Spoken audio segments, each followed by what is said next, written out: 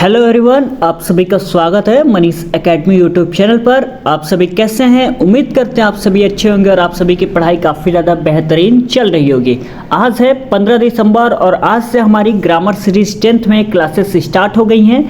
तो आप सभी कॉपी और पेन साथ में लेकर बैठिएगा और एक निर्णय कर लीजिएगा कि आज से पढ़ाई हमें बहुत ही ज़्यादा मेहनत करके करनी है। ठीक है, हर एक चीज़ में आपको कटौती करना है। ये सारी चीज़ें मैंने आपको पहले भी बता रखी हैं कि नींद में, खेल में, मोबाइल में, हर एक चीज़ में कटौती करिए और ज़्यादा से ज़्यादा पढ़ाई पे फोकस करिएगा। क्योंकि जब आपकी लास्ट क्लास होगी 15 फरवरी, तो उस दिन आपके दिमाग में ये बात आनी चाहिए कि अब हमारा जो सिलेबस है वो कंप्लीट हो गया है और हम एक अच्छे पोजीशन में आ चुके हैं कि अब हम अच्छा नंबर ला सकते हैं। ये आपके मन में आना चाहिए। क्यों आना चाहिए? क्योंकि तब तक आपने पढ़ाई अपनी बहुत ज़्यादा मजबूत कर ली होंगी। ठीक है, तो आज से सारे लोग कॉपी और पेन साथ में रखेंगे। जितना भी बताया जाएगा सारी चीज़ को कॉपी में नोट करेंगे और ज़्यादा से ज़्यादा रिवीजन करेंगे। ठीक है, तभी आपका जो नंबर है वो अच्छा आ पाएगा। और सारे सब्जेक्ट पे आप सभी को फोकस करना होगा, केवल एक सब्जेक्ट पे काम करने से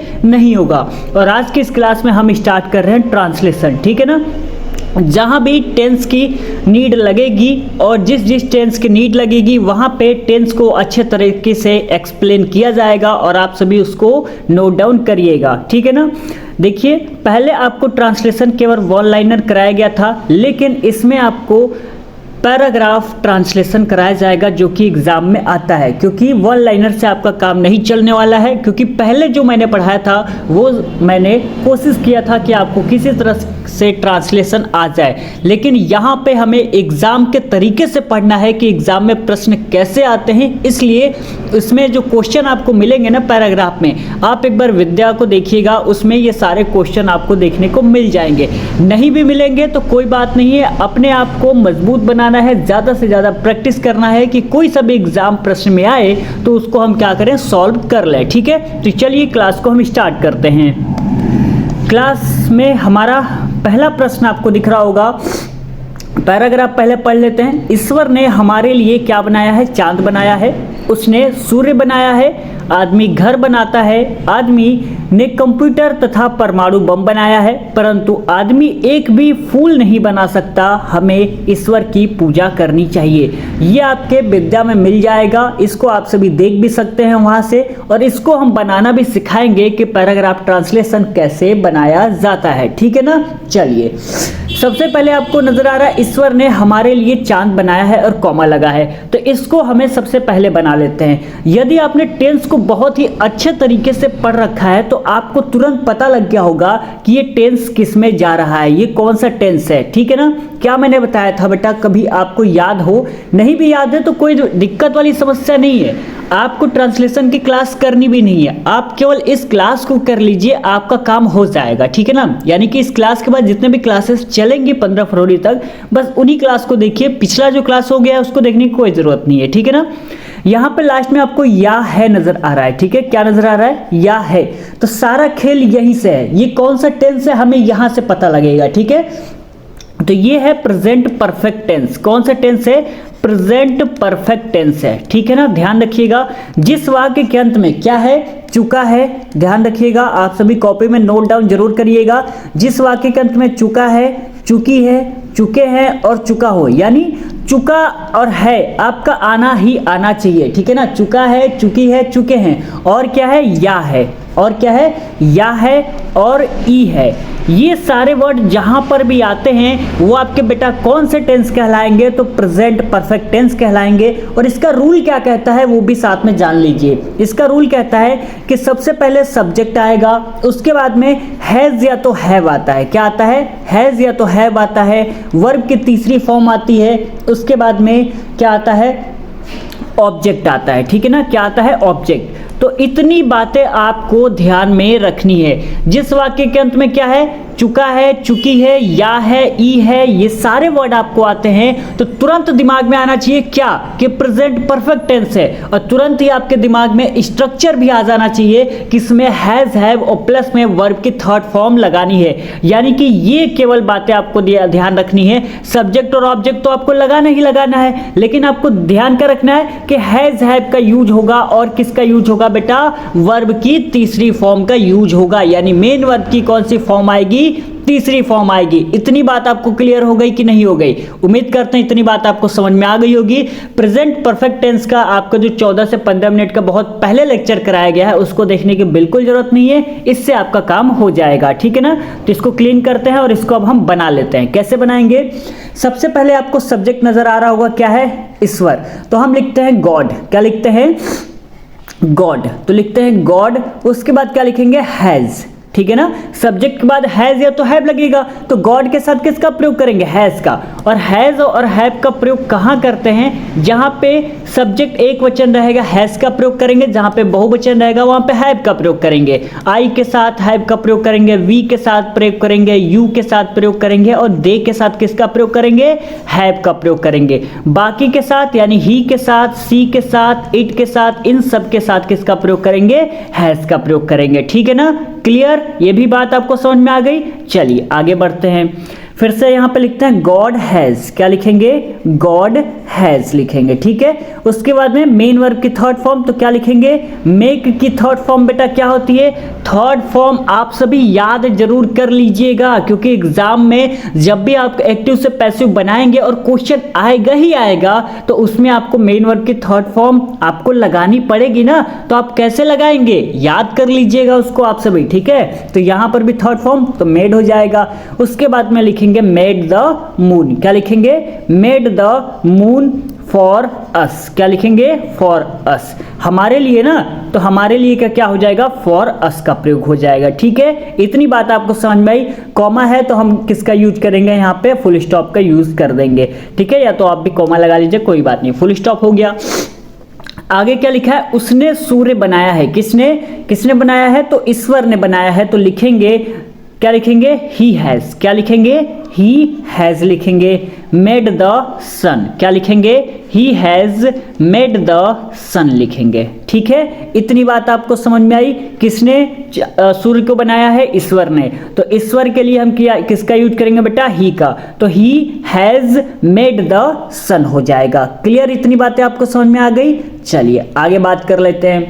आगे क्या लिखा हुआ है? आदमी घर बनाता है, ठीक है ना। अब हमें यह जानना है कि ये कौन सा टेंस है। इसको आपने लिख लिया है ना, क्योंकि हमें बार बार क्लीन करना पड़ेगा, तभी मैं आपको बता पाऊंगा। ये डिजिटल बोर्ड तो है नहीं कि मैं एक बार लिख दिया तो मिटा नहीं सकता, मुझे मिटाना पड़ेगा, ठीक है। आदमी घर बनाता है, तो इसका क्या होगा? देखिए, जिस वाक्य के अंत में क्या आता है बेटा? ता है। क्या है? जिस वाक्य के अंत में ता है और ती है, ता है, ती है और ते है, ये सारे वर्ड जहां पर भी आएंगे बेटा ध्यान रखिएगा, वो आपके प्रेजेंट इंडेफिनिट होगा। क्या होगा? प्रेजेंट इंडेफिनिट टेंस होगा। और एक तरीका आपको बता देते हैं पहचानने का। है का मतलब तो आप सभी को पता है कि क्या होगा? प्रेजेंट होगा।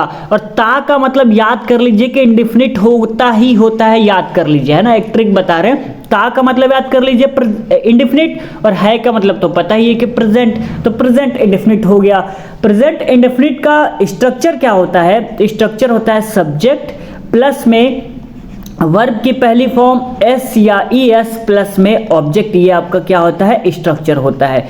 यदि हम निगेटिव की बात करें तो सब्जेक्ट हो जाएगा, उसके बाद में डू या तो डज का प्रयोग होगा, और उसके बाद में वर्ब की पहली फॉर्म और प्लस में ऑब्जेक्ट का प्रयोग होगा, ठीक है ना। यहाँ पे एस या ई एस हट जाएगा। तो इतनी बातें आपको ध्यान रखनी है कि जहां पर भी वाक्य के अंत में क्या है? ता और है आता है, तो यानी कि प्रेजेंट इंडेफिनिट होगा, और उसमें सब्जेक्ट प्लस में वर्ब की पहली फॉर्म एस या ई एस प्लस में ऑब्जेक्ट लगाया जाएगा। यानी कि सब्जेक्ट ऑब्जेक्ट तो आपको पता ही है कि लगाना ही लगाना रहता है। मेन बात क्या याद रखनी है? वर्ब की पहली फॉर्म एस या ई एस।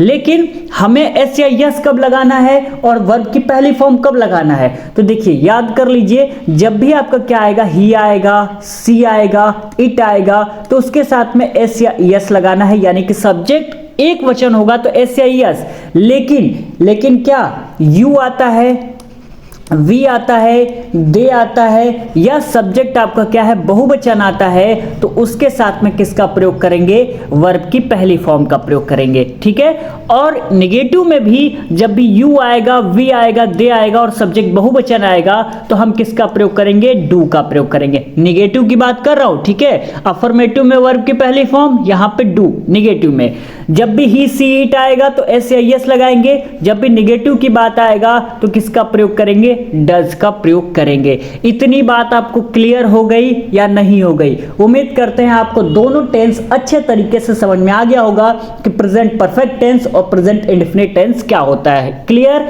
कोई दिक्कत? चलिए आगे बढ़ते हैं। इसको हमें क्लीन करना है तो लाइए क्लीन करने का प्रयास करते हैं। कैसे होगा, एक बार क्लीन कर लेते हैं इसको, है ना। तो उम्मीद करते हैं आपको समझ में आ गया होगा। नहीं भी समझ में आया है तो एक बार दोबारा देखिएगा। उम्मीद बस मैं यही करूंगा कि शायद आपको पूरी तरीके से समझ में आ भी गया होगा। नहीं आया है तो आ जाएगा। ठीक है ना। बस अपने दिमाग को अपने पास लेके बैठा करिए तो जरूर आएगा। ठीक है ना। चलिए आगे बात कर लेते हैं। आगे हमें बनाना है टेंस। कैसे बनेगा? आगे क्या लिखा है, आदमी घर बनाता है। तो मैंने क्या बताया, आदमी घर बनाता है। He has made the sun, sorry हमने उसने सूर्य बनाया है ना, तो he has made the sun, हमें ये बनाना है। आदमी घर बनाता है, इसको हमें कैसे बनाना है, तो चलिए इसको बनाना सीख लेते हैं। ये कौन सा टेंस है बेटा, तो आपको पता लगा प्रेजेंट इंडेफिनिट है, यही है ना प्रेजेंट इंडेफिनिट। तो चलिए इसको हम बना लेते हैं। कैसे बनाएंगे, तो बनाएंगे मैन। क्या बनाएंगे, मैन, क्योंकि यही तो सब्जेक्ट है ना, मैन। मैन हो गया। उसके बाद में बनाता का क्या होता है, मेक होता है। क्या होता है, मेक होता है। लेकिन मैन यानी आदमी एक है ना, तो यहाँ पे एस हम क्या करेंगे, जोड़ देंगे, तो मैन मेक्स हो जाएगा। मैन मेक्स के बाद में क्या लगाएंगे, क्या लगाएंगे बेटा बताइए आप सभी, कहेंगे सर घर। तो घर का क्या हो जाएगा, हाउसेस। क्या हो जाएगा, हाउसेस, यानी कि घर बनाता है। तो मैन मेक्स हाउसेस। ठीक है ना, क्लियर यहां तक आपको। चलिए आगे बात कर लेते हैं। आगे लिखा हुआ है आदमी ने कंप्यूटर तथा परमाणु बम बनाया है। अब तो आपको बहुत अच्छे से समझ में आ गया होगा कि टेंस कौन सा है। तो जी सर समझ में आ गया, प्रेजेंट परफेक्ट टेंस है क्योंकि यहाँ पे या है। तो चलिए हम बना लेते हैं, कोई समस्या वाली बात ही नहीं है ना। तो कैसे बनाएंगे, लिखेंगे मैन, लिखेंगे मैन, मैन के साथ में हैज लगाएंगे। वर्ब की थर्ड फॉर्म क्या लगाएंगे, मेड लगाएंगे। तो हम लिखेंगे मैन हैज मेड। उसके बाद में computer, man has made computer and, computer and क्या है, परमाणु बम। तो परमाणु बम का क्या हो जाएगा, एटॉमिक बम, एटॉमिक बम। ठीक है, थोड़ा सा दिक्कत हो रहा है, कुछ प्रॉब्लम ऐसा लग रहा है कि स्क्रीन पे है, तो कोई बात नहीं है, आपको मैं जो बता रहा हूं समझ में आ रहा होगा। तो man has made computer and atomic bomb, यहां तक समझ में आ गया। उसके बाद देखते हैं क्या लिखा है, परंतु आदमी एक भी फूल नहीं बना सकता। और जहां पर भी सकता या शक्ति आता है तो वहां पे हम किसका प्रयोग करते हैं, कैन या तो कुड का प्रयोग करते हैं। ठीक है, और परंतु के लिए हम किसका यूज करेंगे, बट का। किसका यूज करेंगे, बट का। तो यहां पे एक छोटा सा कॉमा लगाएंगे और लिखेंगे बट। क्या लिखेंगे, बट लिखेंगे। आदमी एक भी फूल नहीं बना सकता ना, तो सब्जेक्ट आपका क्या है, आदमी। तो यहां पे हम क्या लिखेंगे, मैन, मैन। क्या लिखेंगे, मैन। एक भी फूल नहीं बना सकता, और सकता शक्ति के लिए कैन या तो कुड का। तो मैन के साथ में कैन का प्रयोग करेंगे, और नहीं के लिए किसका यूज करेंगे, नॉट। Man can not. उसके बाद में मेक अ फ्लावर। ठीक है ना, ये आपका कंप्लीट हो गया, मेक अ फ्लावर। ठीक है, चलिए आगे लिखा हुआ है हमें ईश्वर की पूजा करनी चाहिए। हमें ईश्वर की पूजा करनी चाहिए। तो हमें का इंग्लिश हो जाएगा वी, और चाहिए तो यानी कि शुड का प्रयोग करेंगे। तो we should worship God, we should worship God, ये हो जाएगा। ठीक है ना, पूजा का क्या होगा, पूजा का हो जाएगा वर्शिप, और ईश्वर का क्या हो जाएगा, गॉड। तो उम्मीद करते हैं आपको ये जो पैराग्राफ ट्रांसलेशन था अच्छे तरीके से समझ में आ गया है। नहीं आया है तो एक बार और इस वीडियो को देखिएगा, आपको पूरी तरह से समझ में आ जाएगा। और इसमें आपने कौन कौन से टेंस को पढ़ा, तो आपने प्रेजेंट परफेक्ट टेंस को पढ़ा और प्रेजेंट इंडेफिनिट टेंस को अच्छे तरीके से पढ़ लिया है ना। उसके बारे में बहुत ज़्यादा डिटेल से नहीं पढ़ना है, क्योंकि आपको तो ट्रांसलेशन बनाना है। तो ट्रांसलेशन बनाने के लिए ज़्यादा से ज़्यादा प्रैक्टिस कर लीजिए। जहाँ पे जो टेंस आ रहा है उस टेंस का थोड़ा सा आपको जानकारी चाहिए तो आप उसको, तो मैं साथ में दे ही रहा हूँ। ज़्यादा चाहिए तो पुराने वाले लेक्चर को उठा के देख लीजिए, वहाँ पे आपको क्लासेस मिल जाएंगे, ठीक है। हालांकि उसको देखने की ज़रूरत नहीं है, इसको देखेंगे तो काम बन जाएगा, ठीक है। तो उम्मीद करते हैं आपको समझ में आ गया होगा। मिलते हैं अगले पैराग्राफ के साथ, तब तक के लिए बहुत बहुत धन्यवाद।